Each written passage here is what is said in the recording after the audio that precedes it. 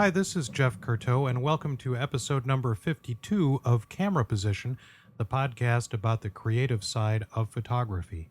Well, the drums you've just heard are from a beautiful Renaissance town called Gubbio in the province of Umbria in northern Italy. And it is a place that I had gone very specifically to make photographs like these. In fact, I featured one of these in a recent episode of Camera Position, photographs that I had made some time ago. And I was interested in replicating some of those photographs and exploring some further ideas under different lighting conditions and potentially spending a little bit more time getting to know a place that I'd only spent an afternoon in previously. And so I went to Gubbio and I got off the plane. I drove to Gubbio and found myself not smack in the middle of a quiet Renaissance town, but instead smack in the middle of this remarkable festival that they have in Gubbio that they've been having, for the last 600 years or so, the Festival of the Ceri, or the Festa of the Candelabra. And it's a festival where on 3 weekends throughout the year, throughout the summer, teams of young men, or in this particular weekend, young boys, carry these enormous church candlesticks around the town and in a sort of a race up the mountainside that the town is built into. So here I was with this plan to make architectural photographs with my large format camera and discovering that this was not going to happen. This was not the place that it was going to happen in, and it was not what I was going to end up doing. And so I'd like to talk today a little bit about the idea of preconceived notions and how we can't always get what we want, but if we try sometimes, we might just find we get what we need.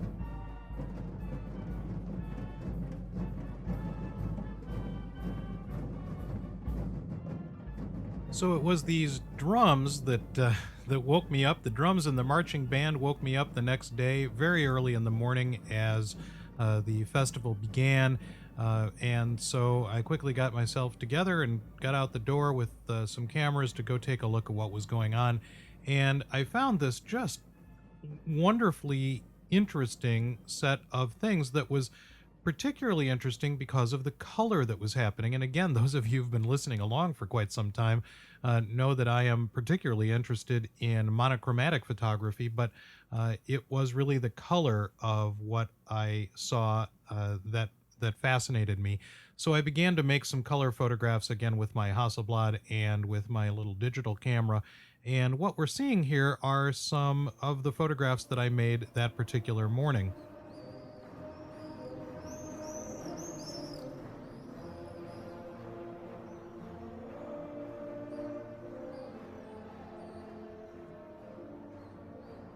As I walked around, I discovered that there was this monstrous feast going on in the Palazzo di Consoli, or the Consul's Palace, which had been built in about 1300. And the young boys who were not allowed in for some reason were gathered near the doorway, taking a look at what was going on through the door and trying to catch a glimpse of the candlesticks and the images of the saints that were gathered inside of that building prior to the things coming out for this race that would happen later in the day.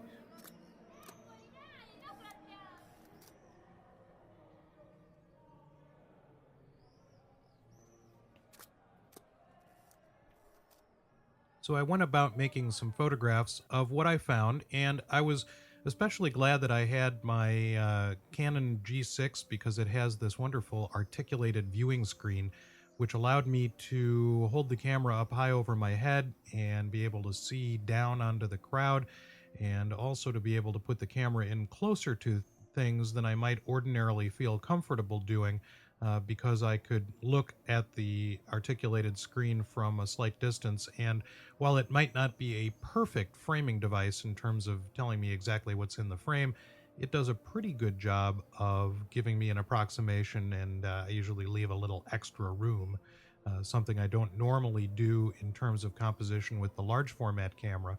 And then, of course, the Hasselblad has the advantage of being able to have its viewing screen be a look-down viewing screen, which in the parlance of the old-time photographers, the old-time news photographers, you can do what they referred to as a Hail Mary, which is holding the camera way up high over your head and tilting the camera down, as I did in this shot, and being able to get a little bit high up over the crowd. This was a kind of an event where there were people who had stashed stepladders all around the town the day before the event, so that they could have a much better vantage point from which to see the action. But the point here is that I made some photographs that I'm really quite pleased with, and I made some photographs that were not what I thought I was going to make when I got to Gubbio. They were of a sort that was different from what I normally do. They involved me in the culture in a way that, while I normally am involved with the culture when I am traveling in Italy, I am not often involved in it photographically like that, recording it in that way. So that was a great deal of fun and quite instructive for me photographically as well. So I was rather pleased by this turn of events, and certainly pleased by the ability to make these kinds of pictures. And also, as you've been sort of listening along, I have started carrying with me a small audio recorder to record some of the ambient sound of what it is that I'm photographing, with the idea that these kinds of multimedia presentations, podcasts and the like, and some other things that we'll be talking about as we go along, will be something that I can use to communicate my message in a different way.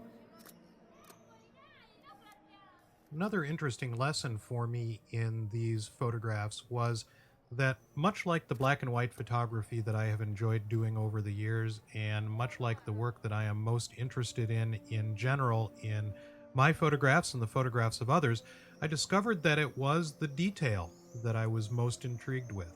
I was most interested in the way in which the details of these scenes, the vibrant colors of the uniforms of these young people who were doing this wonderful festival. And I'll put a link about this festival, because I really wasn't able to capture the scope of the thing, mainly because I didn't have a high enough vantage point.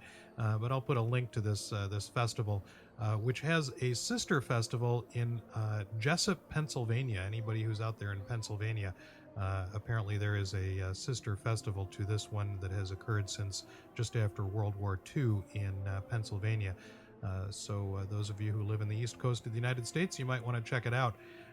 But I was intrigued by the fact that the pictures that most interested me were the pictures that were the same sorts of things that I am most interested in general, smaller details of things. And of course, the good news is that the festival was a one-day event. Good news for me because I enjoyed the event itself, and good news for me because the next day was a much quieter day, and I was able to make photographs that were more along the lines of what I had come to make photographs of. And so in the next episode of Camera Position, we'll take a look at this photograph that I made the next day and examine that photograph in terms of the way I have altered the tones as I've worked with a recent scan of that image. So a couple of end notes here. First of all, I want to thank those of you who have subscribed, and welcome any new subscribers from Outdoor Photographer magazine. William Neal, one of the writers for that magazine, was kind enough to mention both Camera Position and my History of Photography podcast as references in an article he had in the most recent issue of Outdoor Photographer called New Tech Learning, Seeking Inspiration and a Dash of Knowledge. So thank you very much, William, for mentioning me in your On Landscape column. I really appreciate that. And so welcome to those of you, and I've seen you come aboard once that magazine was published. I noticed the uptick in visitors, so I appreciate that. Also, I think I have sorted out all of the little wiggly bits with my cameraposition.com blog page, so hopefully those of you who are listening will go take a look at that. And then also, I am intrigued to know how many of you out there what kind of percentage of you out there might be interested in doing a workshop experience with me in Italy during the spring or summer of 2008. If that is of even a remote interest to you, and I have no details about this sort of thing at the moment, but if it is of some sort of interest to you, if you would drop me a note at jeff@jeffcurto.com and put in the subject header workshop, so that I can get some sort of an idea of the feasibility of something like this. It's something I've been thinking about for quite a long time, and I'd be interested in knowing how many of those of you who are out there might be interested in doing something like this. This would be perhaps a week-long experience, staying in one place probably, and taking some day trips to make photographs, and spending some time critiquing and working on those images back at the location where we would be staying. So anybody who is interested in that sort of an experience, I would be very interested in hearing from you to hear whether that is something that you would find intriguing for me to pursue. So drop me a note, jeff@jeffcurto.com, and put the heading, subject heading workshop, or workshop somewhere in that subject heading, so I can filter that out a little bit. Let's see. Also, I would like to thank those of you who have made comments at the iTunes Music Store. I really appreciate that. And just as importantly, if you're finding what you're finding here at Camera Position useful to you, please drop a note to a friend and let them know that that we're out here. I really appreciate it, and I am glad to have more people out there listening. And I appreciate you being here on Camera Position, the podcast about the creative side of photography.